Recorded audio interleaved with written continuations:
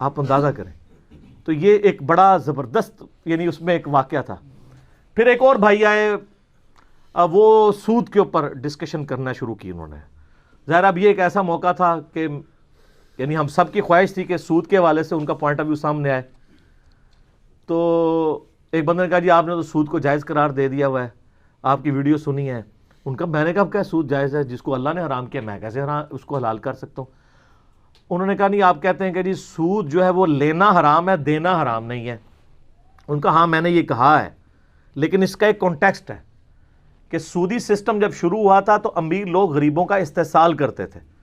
تو قرآن نے اس چیز کو حرام قرار دیا کہ کوئی پیسہ کسی کو اس بنیاد پہ دے کہ اس سے اس کا معاوضہ طلب کرے. قرآن اس چیز کو سپورٹ کرتا ہے کہ قرض حسنہ دیا جائے, جتنا دے رہے ہو اتنا ہی واپس دو یا معاف کر دو.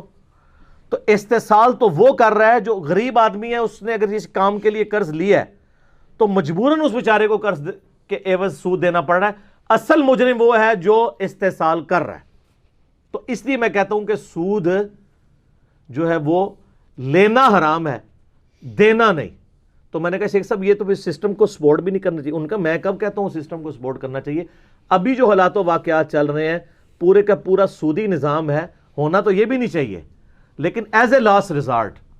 پھر اس بندے نے کہا کہ جی میں نے تو اپنی ساری وہ کینسل کروا دی ہیں کہ یہ ایک تکافل انہوں نے لیا ہوا تھا, انشورنس وغیرہ, تو میرے دل کھٹکتا تھا. تو غامدی صاحب نے فوراً کہا کہ اگر آپ کے دل کھٹک رہا ہے نا کسی معاملے میں, آپ نے میرے فتوے پہ نہیں چلنا.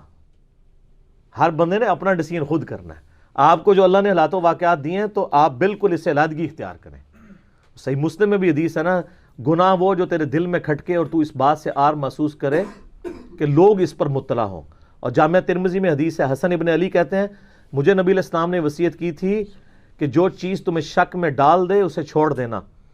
سچائی اطمینان عطا کرتی ہے اور جھوٹ جو ہوتا ہے وہ بے سکونی دیتا ہے. تو وہ دروازہ تو ہر وقت کھلا ہے نا.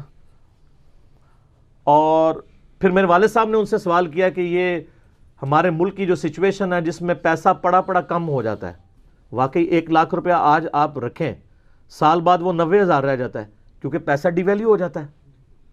تو اس کی کمپنسیشن کیسے ہوگی؟ اس کی کمپنسیشن کے لیے اگر ہم نیشنل سیونگ سرٹیفکیٹس لے لیتے ہیں یا گورنمنٹ کی کسی اسکیم میں ہم پیسہ لگا دیتے ہیں, جو فنڈ ریزنگ کے لیے گورنمنٹ کی اسکیمز ہوتی ہیں اور اس کے اگینسٹ گورنمنٹ ہمیں نفع دیتی ہے, تو ایٹ لیسٹ ہم اس کی ویلیو تو مینٹین کر سکتے ہیں.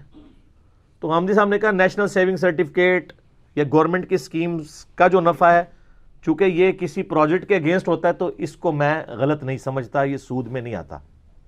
یہ ان کا اپنا خیال ہے. میں اس کو سود اس لیے سمجھتا ہوں کہ وہ ریٹ کو فکس کرتے ہیں اور وہ کہتے ہیں اتنے پرسنٹ. اگر وہ یہ کہے نا ہمارے پروفٹ کا اتنے پرسنٹ دیا جائے گا پھر تو ٹھیک ہو.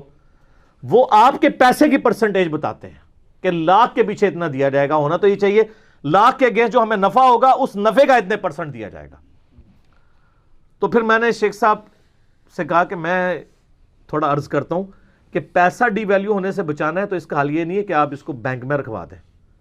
آپ سونا خرید لیں یا ڈالرز لے لیں تو سٹیبل رہے گا, ڈی ویلیو نہیں ہوگا.